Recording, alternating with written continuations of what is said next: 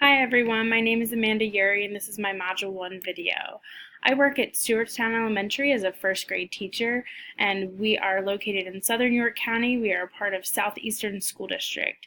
My school within the past 2 years has started a STEAM station in our elementary school, and this is a place, it's a makerspace. There are planned activities that align with our science curriculum and occasionally our math curriculum. Some activities are planned by teachers, but for the most part they're planned by our STEAM teacher, Miss Esther. She coordinates a lot of challenges across grade levels. Coding classes have also been implemented at my school, and this is included in their specials rotation, so students go to coding classes and participate in code.org curriculum once every 6 days as a part of our cycle. And my district has also started some district-wide K through 12 STEAM challenges every month that students can participate in and win prizes.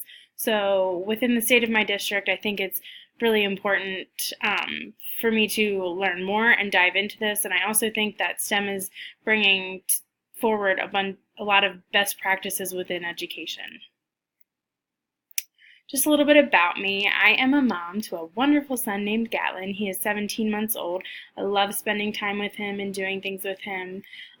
One of my other interests is also creating wedding stationery in my free time when I do have time for that.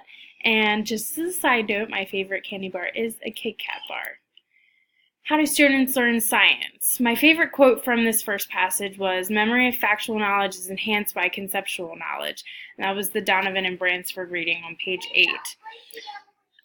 It's important to remember that the facts that we are teaching must be accompanied by those conceptual experiences, and that's what helps students organize them and commit them to memory. And I love the example of the chess master that was in this first reading. The chess master had that conceptual background that made his ability to recall the facts and the order of those pieces much better. What are the barriers to science learning? Students have built prior misconceptions based on their experiences, and oftentimes this is presented as overgeneralizations. There's a lack of self-assessment and reflection, which we know metacognition is a really important piece of science learning. Science experiments with recipes. So there was a section in the second reading talking about how these experiments that follow the scientific method and have the very scripted recipes shortchange the observation and imagination that needs to be a part of science learning. Science instruction in my classroom. My current instruction is very hands-on because of the age of my students. I find that my first graders learn better when they're doing and not just watching.